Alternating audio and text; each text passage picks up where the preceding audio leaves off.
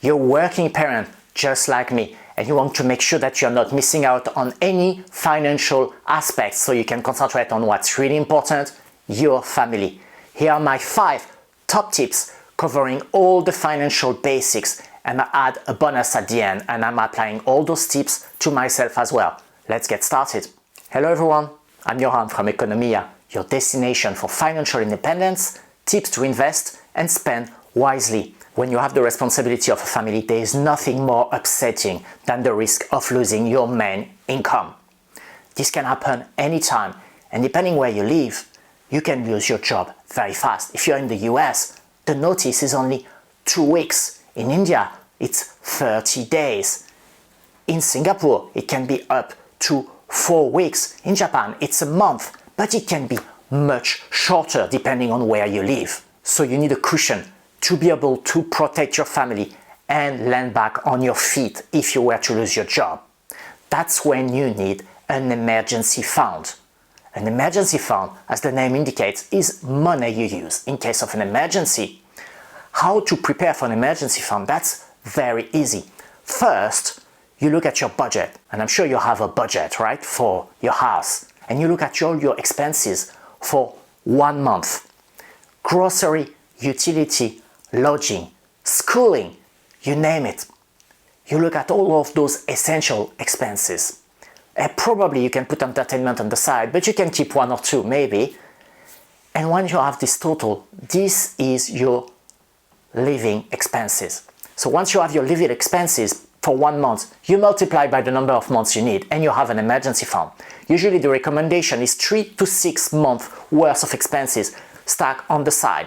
So how do you stack them on the side? You start putting money on the side every month until you reach this 3 or 6 months total of expenses, and you put them on a saving account that you do not touch. I have one ready and I'm a bit paranoid, so I actually have 10 months worth of expenses on the side on my emergency fund, and really this buys you peace of mind. Did you know that on average the cost of a daily hospital stay is $300 in Japan, 6,000 rupees in India, $1,400 in Singapore, and up to $2,800 in the US. Multiply this by 5 for the average stay and you realize how expensive an hospital stay can be.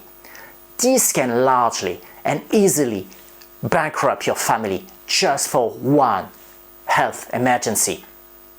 If you are living in Western Europe, in Japan or Singapore, you are paying for health insurance through your taxes and you are pretty well covered. In other places, like the US, much less so. That is why it's so important that all your dependents, spouse, partner, kids are covered by your health insurance. If it's provided by your employer, you should make sure that they add it as soon as possible. If not, you should try to find a way to have additional health coverage, and probably you need to pay for that. In the US, there is the HSA account that helps for that, and it's also a good investment vehicle, and I'm going to link down below to a full explanation from a fellow YouTuber. You should look at health insurance plans, whether they're coming from an insurance company or from a bank as well. This is not my financial advice because I'm not a financial advisor, and you should do your own research, but please look around. Covering and preparing for health emergencies is so important for any working parent. You have children? Congratulations! This is the best thing that can happen to you. At least that's my opinion. It's also a lot of responsibilities, and that's probably why you're watching this video right now. You have to raise them, educate them, and take care of all their needs. One of the top one is education. Whether they want to go to university or learn a trade, this is going to cost money, and you need to be prepared. I'm putting down below the average cost for university for a 4-year degree in various countries. This is a lot of money, and this is only tuition. So you need to put money on the side. Start early because of the law of compounding interest. The earlier you start, the less money you're going to have to put up every month to build this education fund. You can, of course, put money on the side and invest it on bonds by yourself, but we're a working parent, we don't have the time for that. So you can look at professionals to help you. A lot of insurance companies or banks are providing those services. I'm personally using AIA, and they have the plan that I'm showing just below, and I'm using it for my own kids because I know they might have the opportunity, or at least I hope they're gonna have the opportunity to go to university, and I want to start early. That's not the only option. Of course, you have AIA, you have Zurich, you have AXA, you have SBI, you have the PFF, and you have LCI. You have so many depending on where you live. Please have a look and see how they invest the money, if the premium is okay for you depending on your revenue, and how much money you're gonna have at the end and what the end is. Some finish at 15, some finish at 18, some are in the 20s. What's important is how long do you have to put and pay premium, and what the return is, and how the money is gonna be given to you. If you have made it so far, thank you so much. Just before we go to the last 2 tips and the bonus, it would mean a lot to us if you could click the like button for the YouTube algorithm. Thank you. Let's continue. Imagine you've raised your kids, they went through university, they learned a trade, and now they're starting their adult life and working. You've done the heavy lifting. Congratulations. Now in a few years, maybe you're gonna retire and enjoy a bit of life. But have you thought about your retirement? Do you really want to be a burden for your children when they're starting their adult life and maybe starting a family on their own? Probably not. That's why you need to plan for retirement and have money on the side to be able to cover your living expenses and a bit of entertainment as well. If you're working for a fairly big company, you probably have the possibility of joining a retirement plan. In the US, it's going to be called the 401k. In Japan, it's going to be called a defined contribution plan, or Kigyogata DC, as you can see down there. The way it works is the company contracts a financial institution and you can contribute money every month, and this is matched one-on-one by your company. It's like free money, and year over year this accumulates, and it's usually invested on the stock market in different ways you can choose, and this grows over time. I'm putting what are the maximum amounts you can put every year here down below. If your company is not so big, you might have the possibility of investing directly, like I'm doing here in Japan, through an iDeCo, which is the equivalent of what I just talked about, but doing on your own. Also, there are limitations on monthly contribution. I'm writing it down below.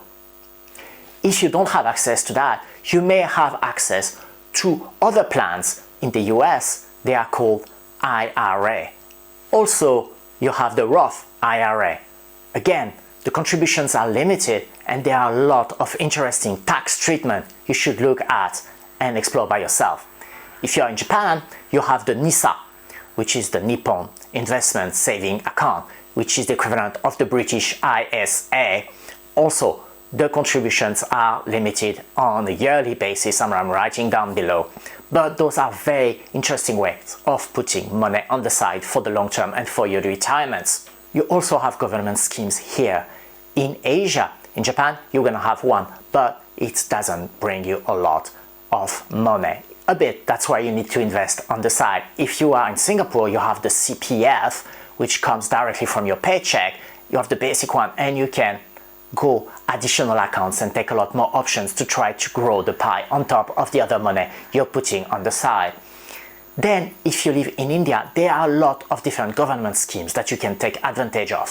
For example, you have the PFF, you have the NSC, you have the Post Office Monthly Income Scheme, you have ULIPs as well, and many others. I hope I'm not forgetting too many. If you want me to dive deeper on some of those schemes, please leave a comment below and do some research and do a video for you. There's also more things you can do if you have extra money. One that comes to mind obviously is real estate. If you buy some real estate, rental real estate, and you rent it out, this can be some money that's not coming today and that you can accumulate and live off when you retire as well. I know now the mortgage rates are going up, but you can still find good deals if you're putting 20 or 30% down and build a real estate portfolio. You can also balance this real estate portfolio with actual real estate as well as with REITs, which are real estate investment trusts, which are actually on the stock market, so you don't have to go through the hustle and the difficulties of actually buying actual real estate if you want to get started. Those are paying dividends usually on a monthly or quarterly basis, and that could be a very nice way of getting some money in, but you have less tax favorable treatment that are usually linked to actual real estate buying. Whatever you decide to do, please consider starting early. Life is fantastic, but there are also unfortunate events. And if you have the main breadwinner, the main income earner in your family, you have to be prepared in case something unfortunate happens to you. How are you going to take care of your loved ones? Spouse, partner, kids, maybe parents. That's when life insurance comes into play. That's not a subject that people want to talk about usually, but that's so important to have it in mind and to be prepared. There are a lot of different contracts, a lot of different types of life insurance. I'm not going to go into all the details in this video, although if you want me to do that, please leave a comment down below and I'll explore and maybe bring a guest in. But one of the basics you can look at is term life insurance, which basically means if something bad happens to you, the money that you've put aside is going to be paid to the beneficiary. Usually your premiums can be deductible from your tax, so that's also a nice benefit. One thing that we always forget, if you put your beneficiary as your kids, which is a good idea, but if your kids are still minor and something will happen to you before they become of age, they're gonna need a guardian to manage the money. So it's a good thing for you to decide who the guardian should be up until your kids are of age. It could be a spouse, it could be a friend, a younger family member. So that is not decided by a court, it's not decided by the insurance company. Thank you for being here for so long. Here's what you've been waiting for, the bonus tip. We just talked about life insurance, and I want to talk about one thing that you don't hear a lot about online on YouTube is a will. You want to make sure that all your affairs and financial affairs are in order, just as a peace of mind, and making sure that when the worst happens, your family doesn't have to deal with that on top.